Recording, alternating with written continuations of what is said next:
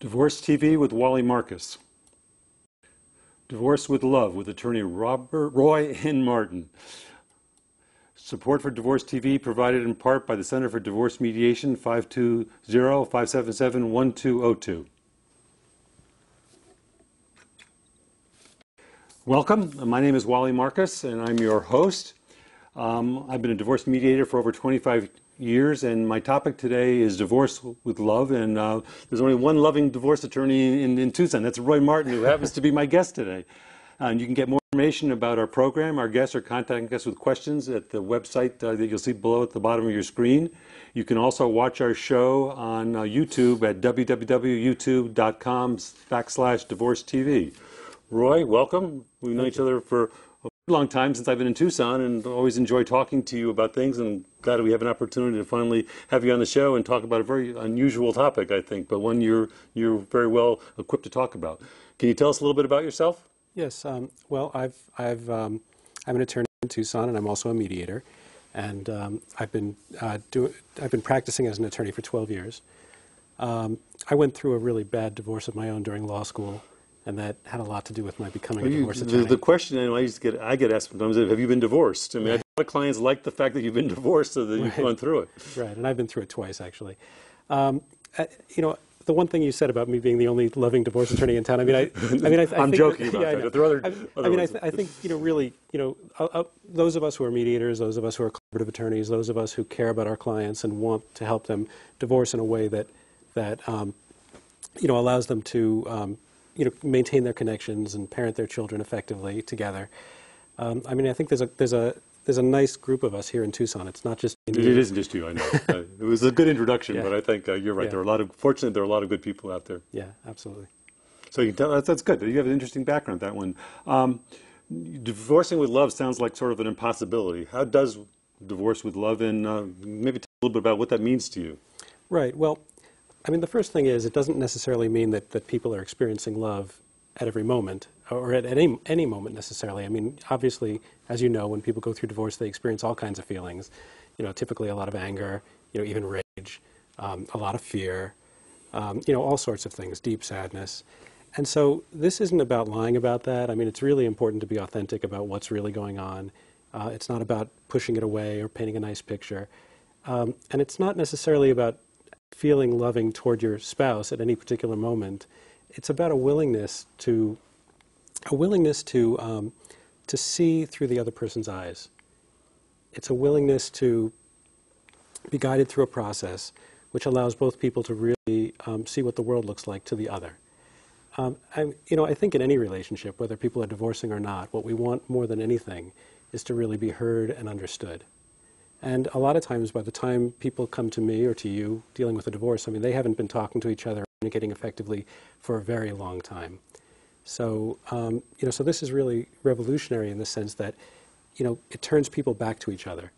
And then from there, all kinds of things can happen. I told a few people it was the topic we were going to talk about today, and people sort of rolled their eyes, and or people tell, I'm sure the same thing to you. You do divorce, that must be awful. Right. So it's nice, but you find that it's a different population at all, that when you're dealing with the people that want to sort of come to you for this? Well, I think that the people who come for something like this are people who are open to it, typically. Very often one spouse will call me and ask me, are we good candidates for something like this? And so we'll talk a little bit about the case. I think really what it takes more than anything is simply two people who are both willing and able to act in good faith. They can be experiencing anything in that moment. It doesn't really matter to me how much fear there is, how much anger. What's important is, are they willing to walk through those feelings? Are they willing to be guided? Are they willing to go through this process? And most importantly, are they not? I want to make sure nobody's misusing the process. Nobody's trying to hide assets. Nobody's trying to hide income. People do that in divorce cases, Roy? Those sorts of things. So can you expand on some of those examples at all, or do you think that sort of covers it? I think sometimes people try to prevent the divorce from happening. They try to drag it out endlessly. They'll try to bankrupt the other party. There are all sorts of games people can play. It's unusual in my experience, but I want to make sure that none of that is happening, because there is a place for traditional divorce. How does it actually work? Okay, well, And maybe you want to contrast that really to and you do, once again, you do a variety of divorce, so it's, you can right. compare. How does it compare and how does it actually work? Well, the way I see it, there are four ways that people ultimately get divorced. Some people sit down across the kitchen table and talk about the kind of arrangement they're going to have, with regard to children, with regard to division of property, debt, etc. And they work it out for themselves. If they're wise, they probably get some help preparing papers, preparing documents, making sure they're grounded in what the law says, and making sure that they're not agreeing to anything that's really not going to be workable. But with, limited involvement from professionals. Option two is mediation, which obviously you and I are both very familiar with, where people somebody who's trained in conflict resolution techniques guides them through the process.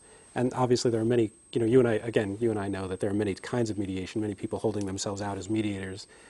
We don't all do the same thing. I mean, you and I both tend to be mediators who want more than anything for our clients to choose for themselves the solutions. We don't want to be too evaluative. It's an empowering process. Exactly. We don't want to shove anything down anyone's throat. And that's how you get the maximum value out of mediation. Collaborative divorce, you've had people on to talk about what collaborative divorce is, but just in a nutshell, you have two attorneys, they're both trained in these conflict resolution techniques.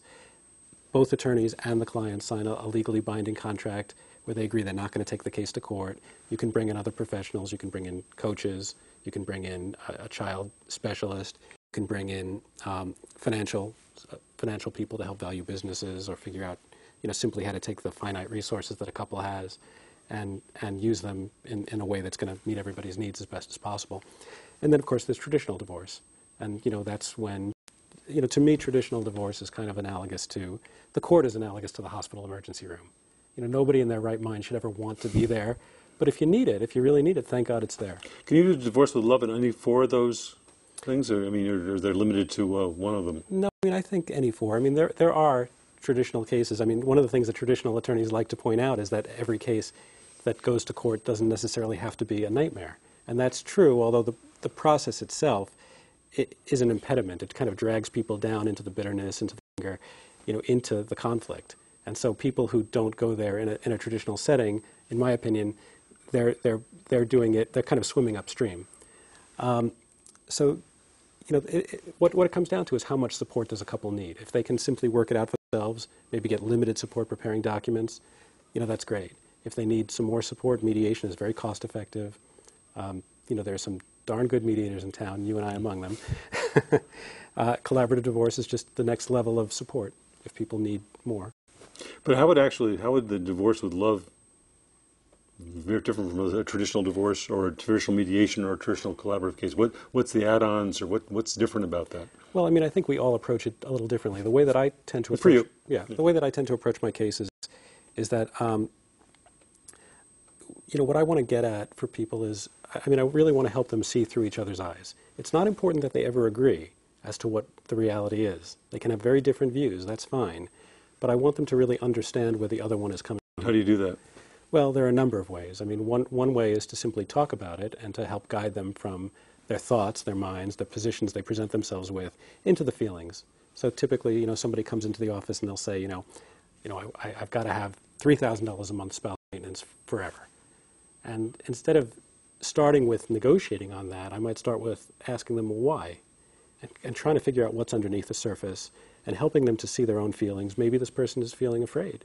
Maybe they're afraid that they're not going to have enough to be able to move on with their lives and support themselves. Maybe they're terrified that if they don't have a certain income level, that their children aren't going to want anything to do with them. There are as many possibilities as there are people out there.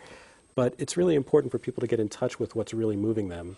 Yeah, I know they're very interested in the spiritual side of life in terms of that. Did you find that some of your interest in that and your feelings in that are helpful in terms of doing divorce with love? And has that sort of also happened? Which came first, the divorce with love or the spiritual investigations that you've done? Well, I think, I wasn't as aware that was what was guiding me. Some years ago, I was asked by the Stone Avenue Temple to come speak at Yom Kippur.